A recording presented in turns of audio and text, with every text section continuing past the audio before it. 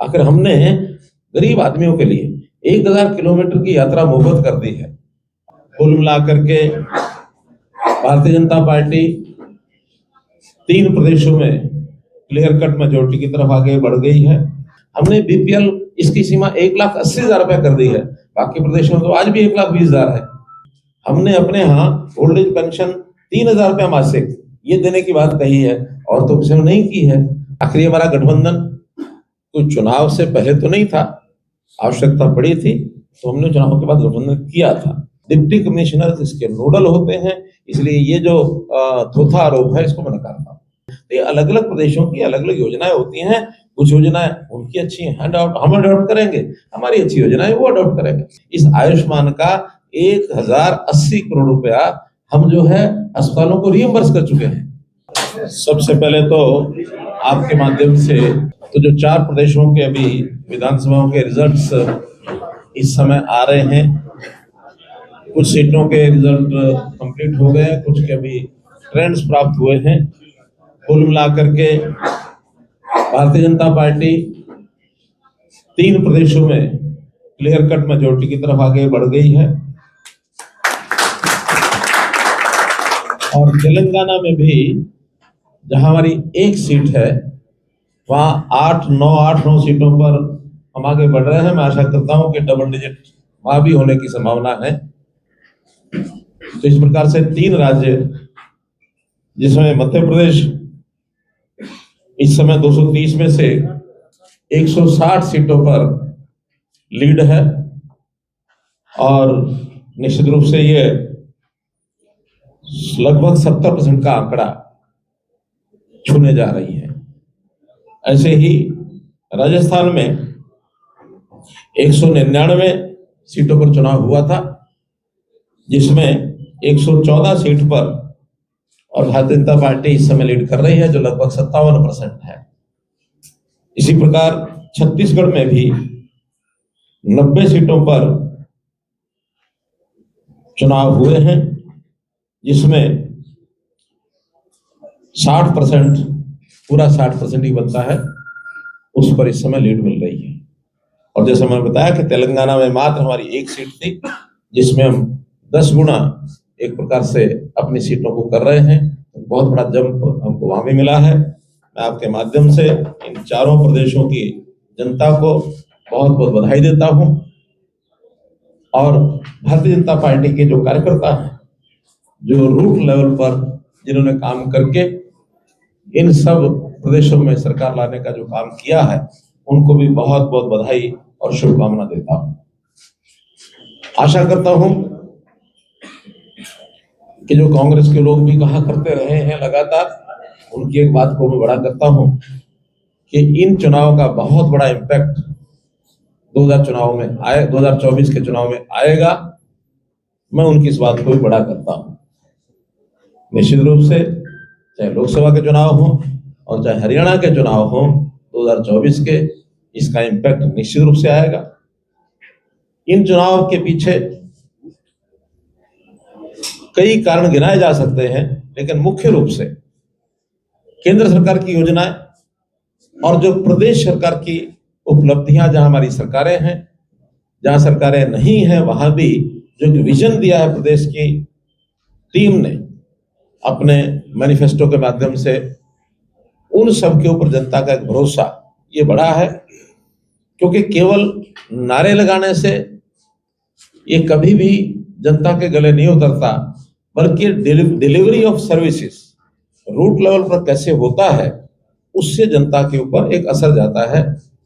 Bharatiya Janata party ने जो पन्ना प्रमुख स्तर तक जाकर अपने कार्यक्रम किए हैं, अपनी जनता को, अपने कार्यकर्ताओं का एक नेटवर्क बनाया है, उसका भी एक बड़ा प्रभाव इन परिणामों में देखने को मिला है। और ये सब बातें हरियाणा में भी हम लगातार कर रहे हैं। अंत्योदय की भावना से अंतिम पंक्ति में खड़ा हुआ अंतिम व्यक्ति या अंतिम परिवार, उस तक हमारी योजनाओं का लाभ कैसे पहुंचे, इसके लिए नीतियां भी बनाई हैं। सब काम हो रहे हैं, डिलीवरी वहां तक पहुंच रही है और केवल पहुंच रही है हमारे कहने से नहीं, बल्कि हम गांव-गांव में जाकर के उसकी जानकारी भी ले रहे हैं, चाहे वो जन संवाद के कार्यक्रम हो और चाहे अभी विकसित भारत संकल्प यात्रा और जनसंवाद का जो मिला जुला कार्यक्रम शुरू हुआ है 30 तारीख से, उसके माध्यम से वहां अगर कोई छोटी बड़ी कमी भी पाई जाती है, हाथों हाथ हम ठीक करते हैं, उसको डिलीवरी वहीं पर दी जाती है। कोई बड़े काम की डिमांड होती है तो अपने साथ लेकर जाते हैं, डिपार्टमेंट में योजना बना करके उसका रिव्यू लेते हैं कि वो काम शुरू हो गए और कैसे कैसे तो पूरे होंगे। तो जनता इस समय एक प्रकार से भारतीय जनता पार्टी की नीति पर, सिद्धांत पर, उपलब्धियों पर भरोसा करके आगे बढ़ रही है। और जो कांग्रेस के जितने नारे हैं उन सबको उन्होंने नकार दिया है। जाति पाति की राजनीति को दूर फेंक दिया है, नारों की राजनीति को दूर फेंक दिया है। उपलब्धियां और नीतियां भारतीय जनता पार्टी की विजयी हुई है। धन्यवाद। सर, 3 राज्यों में बीजेपी की प्रचंड जीत, अब गठबंधन को लेकर भी क्या भारतीय जनता पार्टी हरियाणा में एक बार फिर से सोच सकती है? देखिए, नीतिगत विषय जो होते हैं वो समय पर जैसी आवश्यकता होती है उस हिसाब से किए जाते हैं। आखिरी हमारा गठबंधन कोई चुनाव से पहले तो नहीं था, आवश्यकता पड़ी थी तो हमने चुनाव के बाद गठबंधन किया था। आवश्यकताएं कैसी होंगी, ये नीतिगत निर्णय जब होंगे तब आपको पता लगेगा।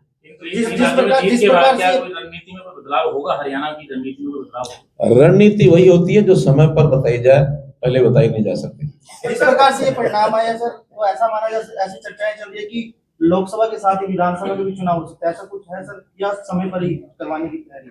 हम हर बात के लिए तैयार हैं।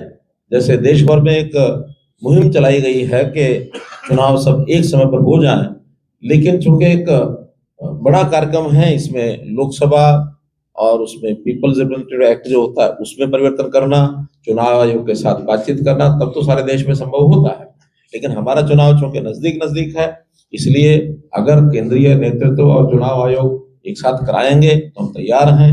नहीं कराएंगे, अलग अलग समय भी कराएंगे तो 4 महीने का अंतर है, उस काम से कराएंगे। विपक्षी कांग्रेस पार्टी आरोप लगा रही है कि विकसित भारत संकल्प यात्रा में सरकारी मशीनरी का जबरदस्त दुरुपयोग हो रहा है। भारतीय जनता पार्टी सत्ता में होने के कारण अपनी पार्टी का प्रचार प्रसार कर रही है। कोई दुरुपयोग नहीं है। विकसित भारत संकल्प यात्रा एक सरकारी कार्यक्रम है। हम अपने देश के बारे में जो सोचते हैं, कांग्रेस ने जब से कांग्रेस बनी है कभी सोचा तक नहीं है कि देश को विकसित भी करना है। दुनिया में अभी मात्र 37 देश विकसित देशों की श्रेणी में आते हैं, बाकी सब विकासशील हैं। हम भी अभी विकासशील देशों की श्रेणी में आते हैं। लेकिन देश की आजादी के 100 वर्ष पूरे होने पर 2047 में हमारा देश विकसित श्रेणी की जो सूची है उसमें शामिल हो जाए, हम उस क्लब में शामिल हो जाए। तो इसके लिए सरकारों को भी काम करना है, जनता को भी काम करना है। जनता को प्रेरित करने के लिए, जनता को आगे बढ़ने के लिए, देश के प्रति लगाव कैसे बने, उसका एक प्रकार से आह्वान करने के लिए सरकारी कार्यक्रम है। इसमें कोई पार्टी का कार्यक्रम नहीं है कि पार्टी इसको कर रही है, सरकार कर रही है। डिप्टी कमिश्नर इसके नोडल होते हैं। इसलिए ये जो थोथा आरोप है इसको मैं नकारता हूं। सर, राजस्थान में कांग्रेस जो सरकार थी 500 रुपए का सिलेंडर दे रही थी, अब हरियाणा के लोगों की भी यही मांग उठने लगी है, यहाँ भी सस्ता दिया जाए। बीजेपी ने 400 का ऐलान किया। समय समय पर जिन चीजों की आवश्यकता होती है जिस प्रदेश में वो हम करते हैं।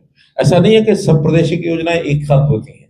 आखिर हमने गरीब आदमियों के लिए 1000 किलोमीटर की यात्रा मुफ्त कर दी है, वो किसी और प्रदेश ने तो नहीं की है। हमने अपने यहाँ ओल्ड एज पेंशन 3000 रुपया मासिक ये देने की बात कही है, और तो किसी ने नहीं की है। हमारा प्रदेश करों से मुक्त हो गया है, और कोई प्रदेश तो नहीं है। इसलिए किसी प्रदेश के साथ नकल करके चलना ऐसा नहीं होता। अपने अपने प्रदेश की स्थितियों से कैसे क्या, हमने बीपीएल इसकी सीमा 1,80,000 रुपया कर दी है, बाकी प्रदेशों में तो आज भी 1,20,000 है। तो हर प्रदेश की अपने वहां की कैसी स्थिति होती है उस हिसाब से योजनाएं बनती हैं। हमने बढ़िया से बढ़िया योजनाएं बनाई हैं, आवश्यकता पड़ने पर और भी बनाएंगे। आखिर तो विधुर पेंशन ये किसी प्रदेश में लागू नहीं की है। आखिर तो 45 साल की आयु तक शादी नहीं हो पाती ऐसे महिला पुरुष सबके लिए पेंशन लागू कर दी है। आखिर तो कैंसर पीड़ित क्लास 3 क्लास 4 इनकी पेंशन लागू कर दी है।